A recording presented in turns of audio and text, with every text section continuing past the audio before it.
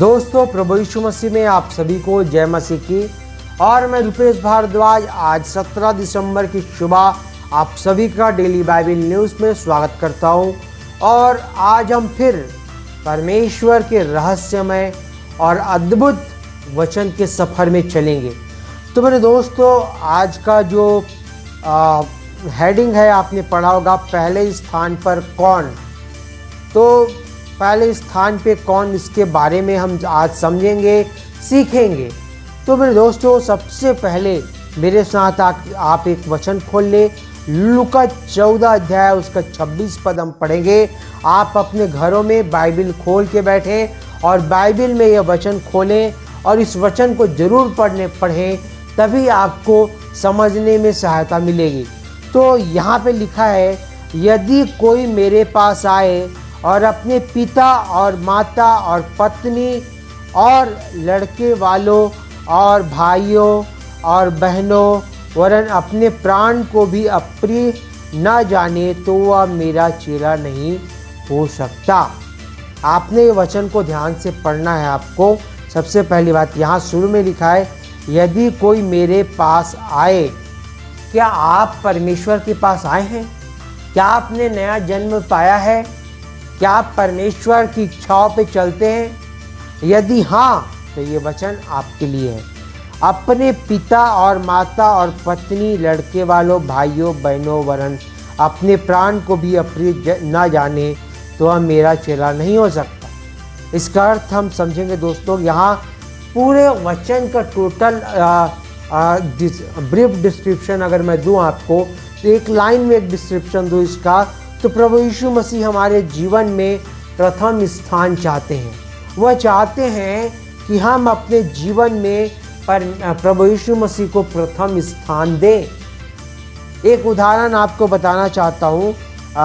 लूका 9 अध्याय और उसका 57 से अगर 60 आप पढ़ लीजिएगा, वहाँ उसमें एक व्यक्ति का वर्णन दिया गया है और जो प्रभु यीशु के पीछे चलना चाहता था।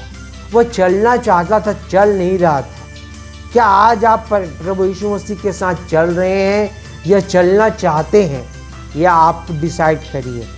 और तो यहाँ परंतु उसने कहा, उसके बाद भी वो चलना तो चाहता था, मगर उसके दिमाग में कंफ्यूज एक परंतु किंतु था, जिसको उसने कहा, परंतु उसने कहा, पहले मैं अपने पिता को दफन कर आऊँ, उसके बाद तेरे पीछे चलूँगा।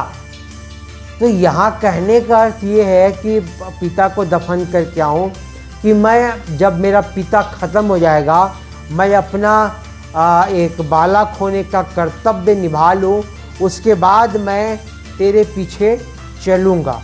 तो यीशु ने इसके रिप्लाई में कहा, प्रभु यीशु मसीह ने उससे कहा कि मरे हुओं को अपने मुर्दे गाड़ने दो।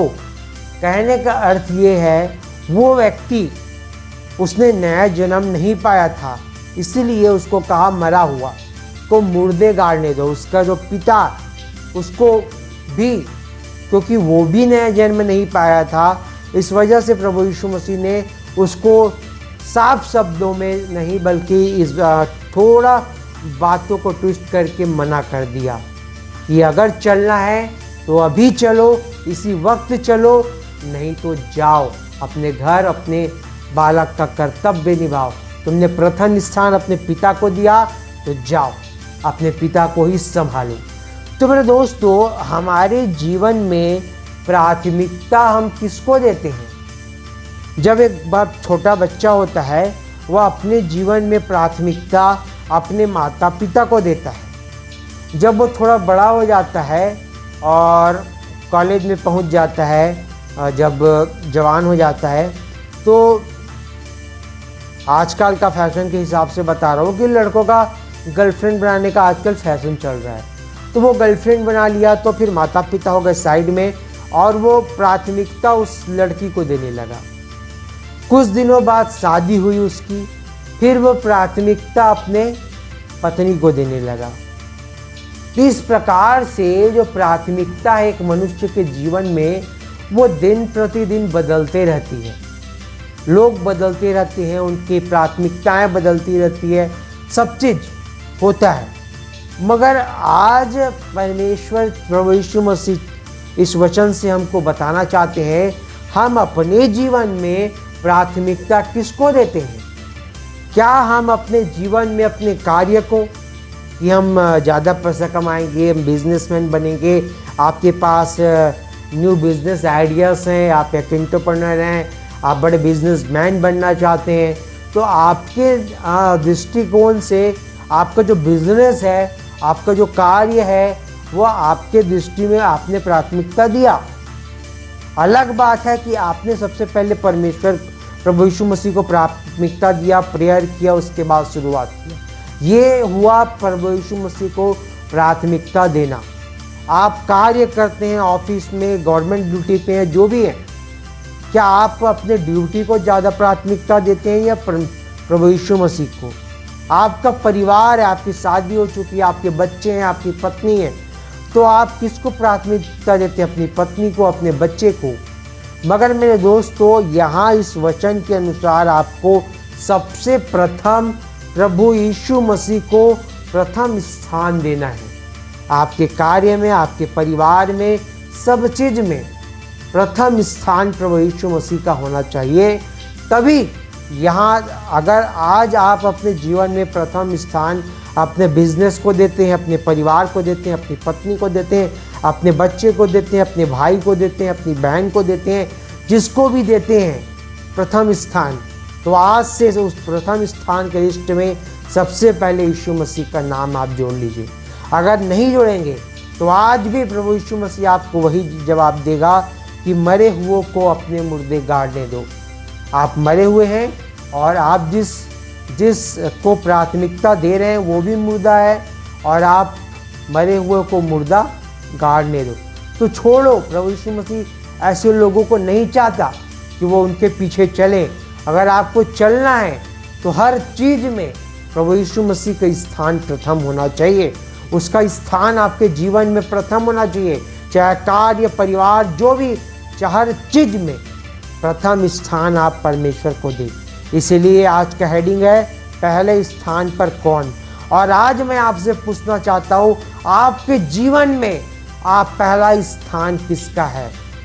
या यीशु मसीह का है, या आपके परिवार का है, कार्य का है, जो भी है, बिजनेस का है, किसी भी चीज़ का है, आपकी गर्लफ्रेंड का है, या आप ड्रिंक करते हैं तो ड्रिंकिंग को प्राथमिकता देते हैं, सिगरेट पीते हैं तो सिगरेट को प्राथमिकता देते हैं। तो मेरे दोस्तों, आपके जीवन में प्राथमिकता कौन है, ये मैं पूछना चाहता हूँ। आप किसको प्रथम स्थान देते हैं?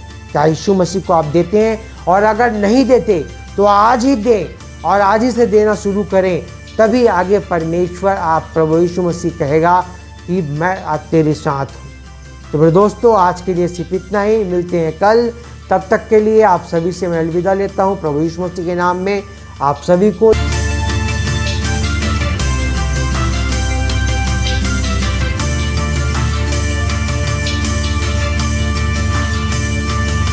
इसी तरह और भी हमारे भारत देश के लिए बड़े बड़े प्रोजेक्ट हैं, जिसके लिए यदि परमेश्वर पिता आपके मन को उभारता है तो आप अपनी आर्थिक सहायता राशि दे सकते हैं। आप डायरेक्ट हमारे बैंक अकाउंट में डाल सकते हैं, और UPI के जरिए भी आप अपनी मदद राशि डाल सकते हैं। नीचे दिए गए QR कोड को स्कैन करके, अन्यथा डिस्क्रिप्शन में दिए वेबसाइट के लिंक को क्लिक करके भी आप अपनी मदद राशि दे सकते हैं। धन्यवाद।